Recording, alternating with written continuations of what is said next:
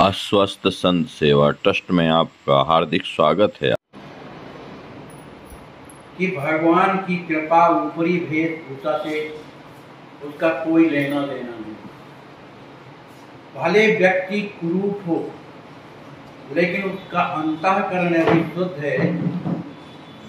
भले उसकी बाह्य की जो स्थिति है भले अपवित्र सी दिखाई दे रही, शुद्धि नहीं हो पा रही, लेकिन उसका हृदय यदि शुद्ध है तो अंतःकरण जिनका शुद्ध है, बढ़िया सुंदर है, ऐसे में ही भगवान की कृपा होती है और ऐसे लोग ही महापुरुष कहलाते हैं। पूरा संसार उनका होता है, किसी के प्रति ना उनका द्वेष होता ना राग होता, सबको सब मानिए राम के नाते, राम जी के नाते से सबसे प्रेम करते हैं। ये महापुरुषों में होता है। निमाई जो है इसी तरह के महापुरुष थे। उनकी अवस्था 20-21 साल की हो गई। निमाई बड़े प्रेम से रोजाना विद्यालय जाते, अपने बालकों को पढ़ाते, लेकिन जब तक पढ़ाते थे तब तक उस शिक्षक और गुरु बने रहते थे और पढ़ाने के बाद फिर सब मिलजुल करके वो जैसे बालक नहीं बोलता और सोचता है कि तुम्हारे गुरु जी हैं, तो उसी से खिलवाड़ करने लगते, उसका भय खत्म कर दी। इतने घुले मिले रहते थे कि पढ़ाई भी करते थे और सबको ये अनुभव होता था कि इनके समान कोई दूसरा हमसे प्रेम करने वाला नहीं है। एक विद्यार्थी वाली बात नहीं है, संपूर्ण पूरे नदिया गांव की बात, जहां जहां जाते थे वहां तक। उसका कारण क्या था? उनके हृदय में परमात्मा की कृपा है, इसलिए उनका किसी से न राग है न द्वेष है न कुछ। लेकिन जब से उन्होंने पंडित जी को जो दिग्विजय करने आया था उसको हरा दिया, तब तो वो उनकी गणना बड़े पंडितों में होने लगी, शास्त्रार्थियों में होने लगी थी, लेकिन उन्हें कोई फर्क नहीं पड़ता। लेकिन उनकी चंचलता तो समाप्त हो गई, लेकिन लोगों से वो बकवास करना छोड़ नहीं पाते, कुछ ना कुछ छेड़ते रहते। तो एक दिन उनके मन में आया कि हम नदिया गांव के अपने लोगों को तो देखें कि क्या करते रहते, कोई घर दुखी तो नहीं रहता है, इस भावना से तो 8-10 विद्यार्थियों को लिया और सीधे अपने गांव में निकल गए। तो एक मोहल्ले से दूसरे मोहल्ला, दूसरे से तीसरे मोहल्ला, सब जगह घूमते रहते थे और जो भी मिल जाता रास्ते में, जो बड़ा है उसको प्रणाम करते, छोटा है आशीर्वाद देते और किसी किसी को छेड़ भी देते। इस तरह सबको हंसाते थे, कोई दुखी नहीं रह पाता था। देखो, कोई नदी में बह रहा हो, भले आप उसकी सहायता ना करें, लेकिन वाणी से अगर इतना ही कह दिया, ए भैया तुम बिल्कुल डरना नहीं, मैं आ रहा हूं, भले ना जाओ, उसका मनोबल बढ़ जाता है। ऐसे विपत्ति में कोई अगर ये कह दे भैया चिंता मत करो, सब भगवान कृपा करेंगे, सब ठीक हो जाओ, तो आदमी का जो मन जो माने पतित होता जा रहा है, बड़ा दुखी हो रहा है, वो संभल जाता है। तो इसी तरह के थे। तो चलते चलते एक कपड़े व्यापारी के दुकान में गए और लड़कों को भी लेते गए, साथ में तो रहते ही थे, और जा करके बैठ गए। तो उस कपड़े के व्यापारी ने, मन दुकानदार ने कहा, पंडित जी कहिए आपकी क्या सेवा करूं? उन्होंने कहा जैसी जजमान की इच्छा हो, जो देगा जजमान हम सब स्वीकार करेंगे। उनने सोचा ये तो हमसे भी चतुर है भाई, तो उस बात को उन्हें खत्म कर दिया। अब कुछ देर तक बैठे रहे, देखते रहे दुकान, बढ़िया, बहुत बढ़िया दुकान है आपकी और बढ़िया चलती है, बहुत है, बढ़िया है, भगवान की कृपा है। फिर इसके बाद गए तो दूसरे दुकान में गए, वो श्रद्धालु, देखो उदारता और कंजूसी वो अपनी आप झलकती रहती, लेकिन उन्हें इससे कोई मतलब नहीं। दूसरे दुकानदार में के यहाँ जब जाते हैं बैठे, तो उदार व्यक्ति था, उसने एक बढ़िया साफी निकाली और निमाई के सिर में लपेट दी। तो निमाई देख करके रह गई, कहा कि निमाई से पैसे की आशा मत करना, कि आपने ये तौलिया बांध दी है तो इसका निमाई पैसा देगा। निमाई के पास पैसे नहीं है, वहीं तो अभी भी खोल सकते हो। अरे कहा महाराज ऐसा कैसे कहते हैं आप, मुझे तो इसी तरह देना था और आपको कुछ और जरूरत हो तो बताइए। कहा भाई हमारे पास पैसे तो नहीं है, लेकिन जरूरत हमको कुछ नहीं है, लेकिन हमारे विद्यार्थियों के कपड़े फटे हुए हैं, बेचारे गरीब घरों से आते हैं, यदि आपके पास गुंजाइश हो तो इनके लिए एक वस्त्र दे दो। वो प्रसन्न था, बड़ी उदारता थी। उसने एक थान कपड़ा निकाला और सब विद्यार्थियों को काट काट के दे दिया। उस समय एक शर्ट टी शर्ट नहीं चलते, नीचे अचला पहन लिया, ऊपर से ओढ़नी रख, तो सबको दे दिया। निमाई बड़े प्रसन्न हुए, कहा भैया भगवान की कृपा रहेगी तुम्हारे ऊपर, जो तुमने इन लड़कों की गरीबी का ख्याल किया। फिर इसके बाद आगे बढ़ते हैं तो एक पान की दुकान थी। तो पान की दुकान वाला जो था इनको आत्मा से चाहता था, लेकिन निमाई की आदत क्या थी कि पान तो खा लेते थे लेकिन पैसा नहीं देते। तो जैसे निमाई आए तो कहा सुनो, आज जब पैसा पहले दोगे तब आपको हम पान देंगे, और रोजाना पाते थे पान। कहा भैया अगर हमारे पास पैसा ही होता तो क्या आप ही भर की दुकान थी क्या, दूसरे दुकान में चले जाते। ठीक है भाई मत दो, कोई बात नहीं। तो एक लगा हुआ पान रखा था, उसको उठाया जब से मुंह में डाल जब पा लिया तो वो देख करके रह गया। कहे अब क्या करोगे, तुमने पा लिया है। तो वो अंदर से प्रसन्न रहता था। भाई महाप्रभु हो तो हृदय की जानते ना, तो अंदर से वो प्रसन्न रहता था कि रोजाना हमें हमारे यहाँ पाए। तो इनके यहाँ जाकर के तरह से करके कहने माई अब तू बड़ा हो गया है, 22 साल का हो गया, और पंडितों में भी तो तेरी कितनी बड़ी गणना है, फिर भी तू अब इस तरह की शरारत नहीं छोड़ता है। कहा ऐसा है, शरारत तो लड़के ही तो करते हैं, तो मैं लड़का ही मैं तो हूँ, आप तो मुझसे सियाने हैं, मैं लड़का हूँ। आपको एक पान खवाने में कितना कष्ट होता है। ठीक है भाई मत दिया कर, कहा ना ही आया कर तो अच्छा, उतना हमारा नुकसान हो जाता है। कहा ये आपका नुकसान कहाँ से होता है, अरे इतने पान तो खवाते हो लोगों को, एक फ्री में सही ब्राह्मण के लिए क्या फर्क पड़ता है। आखिर उनका प्रेम था, जाते आते रहते थे। इसके बाद जब आगे बढ़ते हैं तो वहां पर एक श्रीधर नाम के ब्राह्मण रहते। श्रीधर, उनका हृदय बड़ा सुंदर था, परम वैष्णव थे। उनके मुख से निरंतर भगवान का नाम स्मरण होता था, और दुकान रखे थे केले के पत्तों की। माने इस तरह की दुनिया डिस्पोजल नहीं चलते थे, कुछ भी अगर भोजन प्रसादी कोई पवाता था भंडारे में तो केले के पत्ते दिए जाते थे। केले के पत्तों की दुकान रखे थे, और केले में जो सबसे वो तना होता है, उसके जो सबसे अंदर का जो भाग रहता है, उसको जो भी बोलते हो गबूजा जो भी है, उसको वो बेचा करते थे। उसकी साग बहुत सुंदर होती है और पूरे बंगाल में चलती थी। तो उन्होंने कहा कि पहले ये बताओ, ये जो पत्ता बेचते हो और एक केले की जो साग तुम बेचते हो, ये कितने में देते हो। तो उन्होंने कहा निमाई जब तेरे पास पैसा है ही नहीं, हम जानते हैं कि तेरे पास कुछ नहीं, तो पूछता काहे को। कहा मान लो लेना है हमको, तो कितने की देता। उन्होंने कहा 1 रुपए के 4 गबूजा जो है वो हम देते हैं।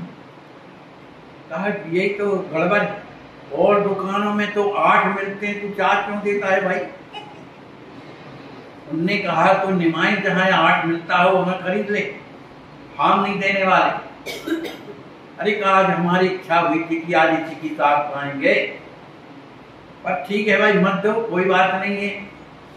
कहा निमाई बात ऐसी है कि अगर हम तुम्हें 8 दे दिए और साग कब तो निकलती है तो फिर मेरा रेट बिगड़ जाएगा, फिर सबको 8 देना पड़ेगा। तो ठीक है भाई आज बिना साग के पाएंगे, भाई गरीब ब्राह्मण है। तो उसको बड़ा अंदर से बुरा लग रहा था। उन्होंने कहा एक शर्त पर दे सकते हैं आप। कहा बताओ। कहा हम पैसे न लेंगे और 8 आप ले जाओ। कहा ये तो बहुत अच्छी बात है, यही तो मैं चाह रहा था कि आप मुझे फ्री में दो, तो मैं तो ले जाऊं, कितनी अच्छी बात है। उन्होंने 8 साथ दे दिया। उसको कुछ बोलते हैं, हमको याद नहीं आता। उसको बच्चों को दे दिया, साथियों को। अब इसके बाद उनकी नजर उसी दुकान में गई कि एक माला टंगा है और कुछ फूल रखे हुए हैं। तो उन्होंने कहा श्रीधर जी ये तो बताओ ये माला किसके लिए टांगे हो और ये फूल किसके लिए? कहा निमाई क्या है, जब मैं दुकान बंद करता हूं तो भगवान के मंदिर में जाता हूँ, ते माला भगवान को भेंट करता हूँ, फिर गंगा जी जाता हूँ तो गंगा जी में ही फूल चढ़ा देता हूँ। कहा तुम कितनी बड़ी गलती करते हो। अरे जब तेरी दुकान में भगवान आ गए हैं, माने मैं आ गया हूँ, ते मेरे को माला अर्पण कर, और मेरी चरणों से तो गंगा जी निकली, इसलिए मेरे चरणों में फूल चढ़ा दे। कहाँ वहां बिना काम का दौड़ेगा। उसने कान बंद कर लिए। अरे निमाई तू तो पंडित है, तू इस तरह से कहता है, अपने को भगवान कहता। कहा ना मानो मेरी बात को, पर एक समय आएगा कि भगवान मान करके मुझे पूजो। अब और सही में उनका जीवन ऐसे ही रहा। ये श्रीधर पंडित उनके प्रथम जो है शिष्यों में थे, अनुकरणीय थे और हर बात में भगवान जैसे मान के उनको मानते। लेकिन नहीं समझ में आया। कहा तेरी लड़की अभी तक गई नहीं है, चाहे जिसको उल्टा पुल्टा बोलता रहता, अब तू भगवान बन रहा है, मालूम नहीं कहा होगा भगवान बनता है नरक जाएगा। कहा तो जाऊंगा मैं ना, लेकिन तुम्हारा काम तो खत्म हो जाएगा, यहाँ से कहाँ जाओगे वहां पर। अब इनकी एक आदत और थी श्रीधर पंडित की, ये निरंतर भगवान का नाम लेते रहते थे। दुकान का भी काम करते थे और निरंतर भगवान का नाम लेते रहते। लेकिन जब घर पहुंचते थे तो रात्रि में भोजन प्रसाद पाने के बाद जब सब कोई सोने लगते तब बड़े उच्च स्वर से और भगवान का नाम स्मरण करते बड़े जोर से। तो जो अगल बगल के लोग रहते वो बड़े दुखी होते कि इस बाबा के कारण बोलो हम सो नहीं पाते, ये दिन भर तो दुकान में काम करता है और रात भर चिल्लाता है, ये थकता है अलग नहीं। तो किसी किसी को गुस्सा आ जाती। कहा बाबा ये तो बता, ये राम राम इतने जोर से, कृष्ण नाम इतने जोर से बोल रहा, भगवान बहरे थोड़ी हैं। कहा वो तो मेरे को मालूम है कि भगवान बहरे नहीं है, लेकिन ये नाम मैं तुम लोगों को सुना रहा हूँ। कहा क्यों? कहा तुम लोग दिन भर काम करते हो तो भगवान के नाम की याद तो रहती नहीं हो ना, कभी लेते हो, तो कम से कम भले ना लो लेकिन कान से तो सुनो, तो तुम्हारा कल्याण हो जाए, इसलिए मैं ये नाम तुम लोगों को सुनाता हूँ। अब निमाई वहां से जब चलने लगे, वो बड़े थे, वैष्णव थे, उनको निमाई प्रणाम करके चले। अब सोचने लगे कि कहाँ जाएं, पूरा गांव तो घूम लिया, सबकी दुकानों में भी बैठ लिया, सबसे हिल-मिल भी लिया, कुछ लोगों को छेड़ भी दिया, सब जैसा बनता था कर। उनका मन हुआ नाना के यहाँ चले। नाना का गांव बगल ही में था, सिरहट कहलाता था, वहाँ नाना थी। तो वहां पर जब जाते हैं तो उनके नाना के बगल में अहीरों की बस्ती थी। वही लोग भैंस गाय पालते थे और दूध की बिक्री करते थे, उनका उसी में चलता था। तो उन्होंने कहा नाना के यहाँ बाद में जाएंगे, पहले इनके यहाँ जाएंगे। तो अहीरों की बस्ती में निकल गए। अब जो भी मिलता, अरे मामा जी कहाँ जा रहे हो? अब मामा है, कहाँ जा रहे हो? अरे निमाई कब आए? कहा हमारी बड़ी इच्छा हुई कि मामा के गांव में जाएं और दूध घी तो हमारे यहाँ मिलता नहीं है, तो आपके यहाँ दूध पीने आए। वो सब अहीर बड़े प्रसन्न होते, चलो भैया हमारे घर चलो। तो घर ले जाते तो 8-10 विद्यार्थी वो और स्वयं निमाई बढ़िया सुंदर दूध मोट करके लाते और निमाई को पिलाते और सब सखाओं को पिलाते, बड़े प्रसन्न होते। इस तरह से जो भी बुलाता उसके घर में चले जाते, सबके यहाँ बस दूध ही का स्वागत होता। एक के घर में गए, उसके दूध नहीं था, दही था थोड़ा। कहा निमाई मेरे घर में आज दूध नहीं है, दही पड़ा है, तो ये उसको तुम पा लो। उन्होंने थोड़ा सा पाया, कहा रे मामी ये तो बड़ा खट्टा है, ये कैसे गले के नीचे जाए, तुम एक काम करो चीनी जाके दे दो। वो बेचारी गरीबनी थी, उसके घर में चीनी नहीं थी, तो गुड़ लेकर गया। कहा निमाई हमारे घर में चीनी नहीं है, गुड़ है तो गुड़ में खा लो। गुड़ दिया, सबको थोड़ा थोड़ा बांटा और निमाई बढ़िया दही पाए। फिर इसके बाद अपने नाना के यहाँ आते हैं, नाना से खुद मिल करके, नानी से मिल करके, अब उन्हें लौटना भी है, शाम होने लगी। आज का पूरा दिन एकदम मिलने जुलने में गया, स्कूल नहीं गए, केवल मिलने जुलने में, और इसलिए कि कोई दुखी तो नहीं, इस हिसाब से गए, सबसे मिलते। अब जब लौट रहे थे तो उनके पिताजी जो जगन्नाथ जी थे, उनके प्रेमी थे, वो उनके मित्र थे, उनका नाम था श्रीवास। पंडित थे, अच्छे विद्वान भी थे। तो जैसे ही निमाई ने इनको देखा, ये तो हमारे पिताजी के मित्र हैं, सहयोगी हैं, उनके चरणों में प्रणाम किया। चरणों में प्रणाम करने के बाद उन्होंने कहा निमाई तुझसे मेरा जरूरी काम है, थोड़ी रुक जाओ। खड़े हो गए वहीं पर। कहा निमाई अब तू जो है ना तो बहुत बड़ा विद्वान हो गया है, तेरी अब गणना साधारण विद्वानों में नहीं है, प्रकांड विद्वानों में, लेकिन तेरी ये लड़काई देख करके तो मुझे बड़ा दुख लगता है। तू मेरा लड़के जैसे है, तेरे पिताजी मेरे मित्र थे, वही भाव हमारा बना हुआ है। तुम बेटा ये सब छोड़ो, क्योंकि पंडित जो होते हैं, विद्वान, बड़े गंभीर होते हैं। तुम्हें अपना उस तरह का वातावरण रखना चाहिए। क्या तुम लड़कों को साथ लेकर के कहीं इसको छेड़ते हो, कहीं उसको छेड़ते हो, लोग तेरी शिकायत करते हैं। कहा तुम मुझे कोई फर्क नहीं पड़ता, कोई बुरा भी कहे भला भी कहे, लेकिन मुझे कुछ फर्क नहीं पड़ता है। कहा नहीं अब ये आदत छोड़ो। तो कहा क्या करूं फिर? कहा अब तुम ये सब छोड़ करके, विद्वान तो है ही हो, बढ़िया वैष्णवता का धर्म निभाया करो, वैष्णव बन जाओ। कहा वैष्णव बन करके क्या करूंगा? कहा देवताओं की पूजा करो, उन्हीं में मन लगाओ, और जो मंत्र गुरु जी के द्वारा मिले उसका जाप किया करो। कहा कुछ दिन तो और मुझे इस तरह से चल फिरने दीजिए, फिर तो मैं ऐसा वैष्णव बनूंगा कि मेरे पीछे पीछे ब्रह्मा विष्णु महेश भी मेरा पीछा करें। अब उनने श्रीवास ने कहा, बोलने लगा ना ज्यादा, मेरी से शुरू कर दिया तूने ज्यादा बोलना। कहा आप ना मानो, लेकिन आप देख लेना मैं झूठ नहीं बोल रहा हूं।